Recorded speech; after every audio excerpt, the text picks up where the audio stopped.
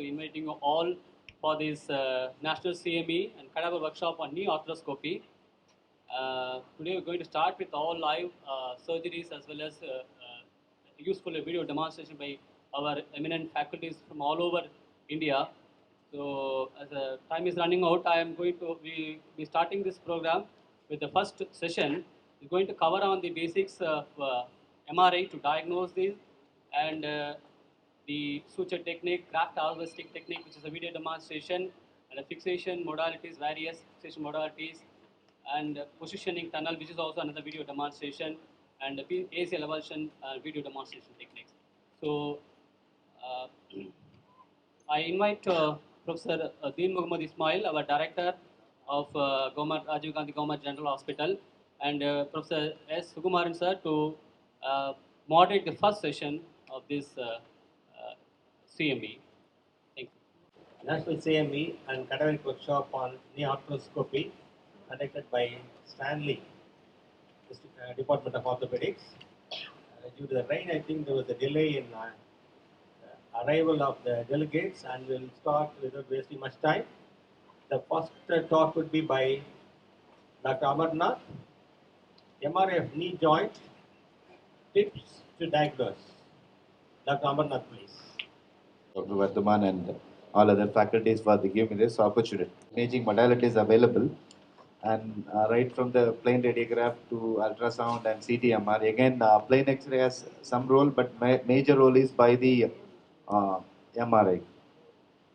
So, like some X-rays that may help to diagnosis, like if you can see a secant fracture, if you see a secant fracture here, or if you can see a bony avulsion, it may be an ACL or the PCL, or some other TPL, the fibular head, neck, or something which is avulsed, then it indirectly tells there is a cruciate ligament injury. And again, MR has a role. We use two sequences, mainly the PD fat set, because we are doing with the joint. You have to know the only two sequence. One is the PD fat suppression. This is fat is suppressed. That is why the bone is dark. And another one is T1 sequence. So these two sequences we use for MR imaging. And we do multiple thin slices to see the each fibers of the ACL and other fibers. We'll just quickly go through that.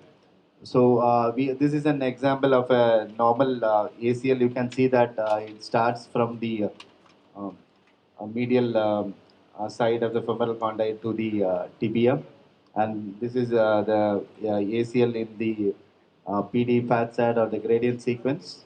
And so there's sometimes you may see that the tibial attach may be thicker. That is a normal variant. So don't call that as an abnormal. And in pediatric or younger patients, it will appear some areas may be bright, and don't call it as a mycoid degeneration or a tear. So it should be dark. Usually the ACL should be dark.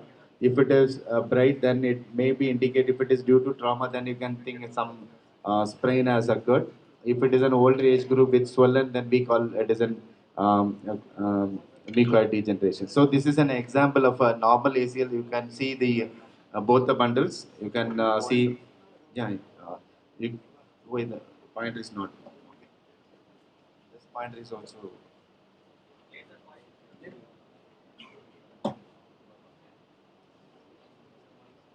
Okay, this is the normal ACL. You can see the normal ACL, and you can see there is an rupture of the ACL fibers. So they say that the ACL should be parallel to this line. This is called Blumensatz's line. If it is parallel, then it is normal.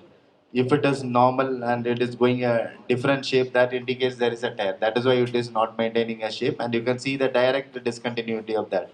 And in this patient, what is there? What is obvious? This is a T1 weighted images. You can see that the anterior intercondylar area, there is a bony avulsion. So you can make a confident diagnosis. Even though you have to look at the other rest of the ACL fibers are intact, only there is a bony avulsion or there is a tear too. Normally there will not be any tear. Most of the time there will not be a tear, only there will be a bony avulsion of the anterior intercondylar area. So this is again other findings of ACL tear includes there is a sagging of the PCL and the typical areas of contusions. That tells that this is an ACL injury. You may get the condyle, the lateral femoral condyle also shows a contusion. That is a typical edema that tells there is a patient has an ACL injury. Aspect of the tibia, and you can see in the coronal images also. Similarly, you can see the ACL on the opposite side. If the ACL is not seen, then we can call there is an ACL tear, and you may see there is an sometimes there may be an apparent thickening.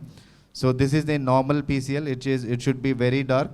If it is a tear, you can see there is a discontinuity of the PCL, and again like in ACL, we may see bony avulsion in the posterior intercondylar area. So that also we can make out with the plain X-ray. Suppose if you want to know the how many displacement of the avulsed segment or the fragment, then it is better to do a CT so that you can measure the how much is the avulsed fragment and the gap between the avulsed fragment. So then we come to medial collateral ligament. This is the medial collateral ligament. They have multiple layers. There may be a superficial deep layer and anterior as well as posterior fibers. And again, this ligament, all the ligaments should be very dark in whatever the T1 or PD fat separation sequences. And you can see this is a normal MCL. You can see that is a normal MCL. There may be some menisco ligament, and you can see there is a discontinuity here. There is a tear. There may be grading. If it is surrounded by the MCL, if you see some fluid, they call it as a grade 1 sprain. If it some partial thickness tear, then they call it as grade 2. If it is completely torn, then we call it as grade 3 tear. And you may look at either from here and the medial femoral, it may end in the medial tibia at a lower level. So you have to trace the entire medial collateral ligament. Then we come to the lateral collateral ligament. Again, you can see the lateral side from the lateral femoral kind to the fibula head. This is the lateral collateral ligament. Because it is obliquely oriented, we may not see as in a single section. That is a problem. Rest of the ACL, PCL or the medial collateral ligament you may see in a single slice, because the lateral collateral ligament is oriented slightly oblique. You may not see in a single section. So you have to scroll 2 to 3 sections, and in the axial section also you can see a smaller area, that is the lateral collateral ligament. So these are all the case of there is a lateral collateral ligament injury from the fibular head. It is extending here. You can see there is a tear in the middle lateral femoral condylar attachment. Again, you know that these are all the stabilizing structures, and we are interested in the posterolateral corner. I will just show 1 or 2 examples how the lateral collateral ligament forms supporting structure along with the biceps femoris. And there are 3 other, in addition to the lateral collateral ligament, the fibulofibular ligament and the arcuate ligament. There are 2 limbs of the arcuate ligament and the oblique popliteal ligament. All supports the posterolateral corner of the knee joint. So here is an example of an oblique popliteal ligament. This is an oblique popliteal ligament, and you can see that the oblique popliteal ligament is going like in posterior aspect of the knee joint. And again, you can see in the sagittal sections, just behind the popliteus tendon, you can see that there is an arcuate ligament. It will be nicely seen in the MR in lateral images. So you can see both the medial limb as well as lateral limb, and if the fibula is present, then you can see from one of the ligament coming down to the fibula, that is fibulofibular ligament. That also we can see with an MR. So these are all the structures that support the posterolateral corner. Coming to the meniscus, should be there should be seen as the body will be both the anterior horn as well as the posterior horn should be seen as an equivocal triangle or whatever. You can see very dark, should be dark. There should not be any hyperintensity. If it is truncated, that shows them tear. So this is an example of normal meniscus. So you know all the shapes of the meniscus. I am not going to touch, and these are all the normal. This is the if you are going from the lateral aspect, you can see that only the body will be seen. And if you enter towards the mid part of the knee joint, then you can see both the anterior horn as well as posterior horn. It should be equivocal triangle structure. These are all the normal dark shaped meniscus. So these are all the normal structures. What is this?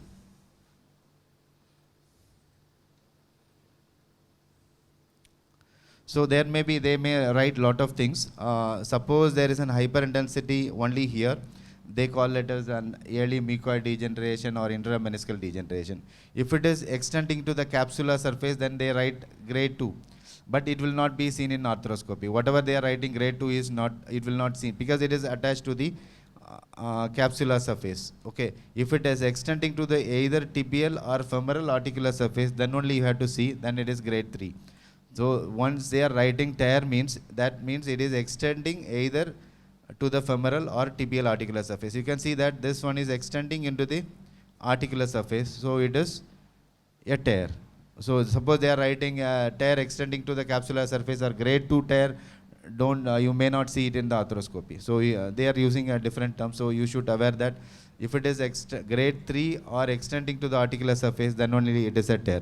So it is, if it is oriented like this, normally the due to degenerative tear, most of them are horizontal in oriented. So this is called horizontal tear. If the tear goes vertical, then they call vertical tear. If it is on the free margin, then it may be a radial tear and other tears. So this is another example of a small radial tear. This is an axial section. You can see a small tear going down. So this is called a radial tear. So you have to see in each and every slice, then only you can able to see diagnose these meniscal tears. Again, this is a longitudinal tear. You can see there is an example. You can see that this is the posterior horn. You can carefully watch that. You can see there is a vertical tear. So you can see there is a vertical tear. So you can see multiple stacks of images to diagnose a vertical tear. So another tear commonly you come across is the bucket handle tear. What will happen is that if you compare the medial meniscus with the lateral meniscus, the medial meniscus is only half the size of the lateral meniscus. What happened is half the meniscus is torn and seen here in the intercondylar notch area. So that is why you are getting a double PCL-like appearance. Whatever the flipped fragment is seen in the intercondylar notch area, giving, once you are doing a sagittal section on that area, it is giving a double PCL appearance.